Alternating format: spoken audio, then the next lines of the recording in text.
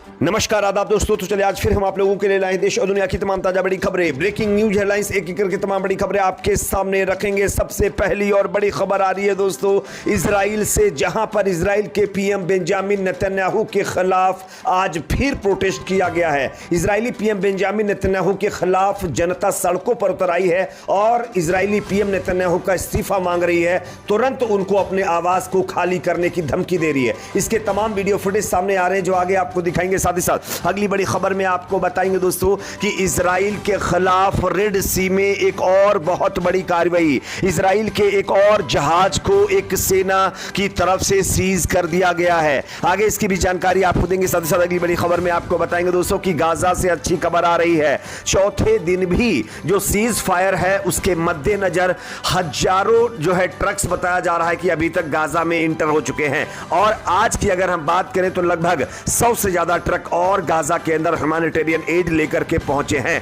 इसमें लाखों litre fuel भी बताया जा रहा है। आगे इसकी भी जानकारी आपको देंगे। साथ ही साथ अगली बड़ी खबर में आपको बताएंगे दोस्तों कि 4 दिनों के बाद गाजा में सीज फायर खत्म होने से पहले ही इजराइल ने दी धमकी, कहा हमास को मिटाने के लिए हम फिर वापस आएंगे। आगे इसकी भी जानकारी देंगे। साथ ही साथ अगली बड़ी खबर में आपको बताएंगे दोस्तों कि हमास ने अब जो है 13 और इजरायली और 4 विदेशी बंधकों को रिहा कर दिया है, जिसके चलते इजराइल की तरफ से भी फिलिस्तीनी कैदियों को छोड़ा गया है। इनका वीडियो वायरल हो गया है जो आगे आपको दिखाएंगे। साथ ही साथ अगली बड़ी खबर में आपको बताएंगे दोस्तों कि हमास की तरफ से जो है गाजा में जो बैटल चल रहा था इसको लेकर के एक बहुत बड़ा खुलासा किया गया है। हमास के कितने कमांडर इसमें अभी तक जो है हताहत हुए, इसको लेकर के नई रिपोर्ट सामने आई जिसकी जानकारी आगे आपको देंगे। साथ ही साथ अगली बड़ी खबर में आपको बताएंगे दोस्तों कि हमास ने इजराइल के ऊपर लगाया बहुत बड़ा आरोप। जिस तरीके से सीज फायर के मद्देनजर कई एग्रीमेंट पर इजराइल के द्वारा साइन किया गया था, अब हमास ने इसको लेकर के इजराइल पर मुकरने का आरोप लगा दिया है। इसकी भी जानकारी देंगे। साथ ही साथ अगली बड़ी खबर में आपको बताएंगे दोस्तों हिंदू राष्ट्र को लेकर के मोहन भागवत का बहुत बड़ा बयान सामने आया है। क्या कुछ उन्होंने कहा, इनके बयान को भी सुनाएंगे। साथ ही साथ अगली खबर में आपको बताएंगे दोस्तों कि समाजवादी पार्टी के नेता ने कुरान शरीफ को लेकर के बड़ा बयान दे दिया है। क्या कुछ उन्होंने कहा यह भी आपको बताएंगे। उससे पहले अगर आप भी चाहते हैं कि गाजा में परमानेंट सीज फायर होना चाहिए तो कमेंट सेक्शन में अपना फीडबैक जरूर दीजिए दोस्तों, और वीडियो को लाइक शेयर चैनल को सब्सक्राइब भी कर लीजिए। बात करेंगे पहली और बड़ी खबर की। जैसा कि आप जानते हैं गाजा पट्टी में हमास और इजराइल के बीच चल रहे विवाद को लेकर के शुरू से ही इजरायली पीएम बेंजामिन नेतन्याहू के खिलाफ इजराइल की जनता सड़कों पर है। नेतन्याहू के ऊपर यह आरोप लगा रही है कि नेतन्याहू सरकार जो है सरकार ठीक से नहीं चला पा रही है, यह विफल सरकार है, इसलिए उनको अपने पद से इस्तीफा देना चाहिए। और इसी बीच खबर आ रही कि आज फिर जो है इजराइल के अंदर कई शहरों में नेतन्याहू के खिलाफ सड़कों पर लोग उतर आए।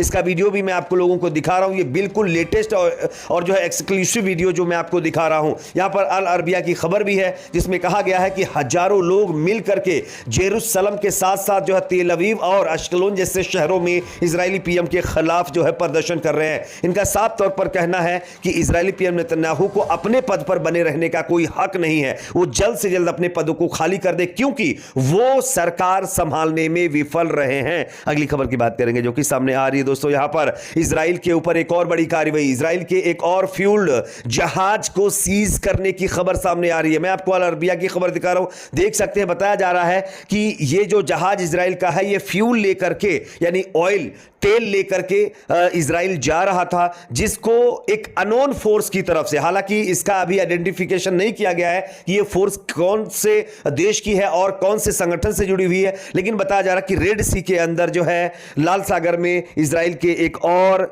जो है जहाज को सीज कर दिया गया है। यह अपने आप में इजराइल के लिए बहुत बड़ा झटका है क्योंकि इजराइल अब चौतरफा घिरता हुआ जा रहा है। अगली खबर की बात करेंगे जो कि सामने आ रही है गाजा से, जहां पर दोस्तों एक और राहत भरी खबर है। चौथे दिन भी गाजा में सैकड़ों टैंकर जो है प्रवेश किए हैं जिनमें ह्यूमैनिटेरियन एड पहुंचाई गई है। बताया जा रहा है कि सीज फायर जितने दिनों से लगातार जारी है इसका आज आखिरी दिन है और इस आखिरी दिन भी सैकड़ों ट्रक्स जो है गाजा के अंदर इंटर हो गए हैं जिनमें जो है खाने पीने के सामान के साथ साथ लाखों लीटर फ्यूल भी गाजा में पहुंचाया गया है। साथ ही साथ खबर यह भी आ रही है कि 2 टैंकर गैस के भी यहां पर भेजे गए हैं ताकि लोगों को आगे आने वाले दिनों में कोई मुश्किलों का सामना ना करना पड़े। तो ये अपने आप में गाजा के लोगों के लिए राहत भरी खबर है। अगली खबर की बात करेंगे जो कि सामने आ रही है दोस्तों। हमास को खत्म करने की धमकी देते हुए एक बार फिर इजरायली सेना ने गाजा में वापसी का ऐलान कर चुकी है। आप इस खबर को देख सकते हैं। इजरायली सेना के प्रमुख लेफ्टिनेंट जनरल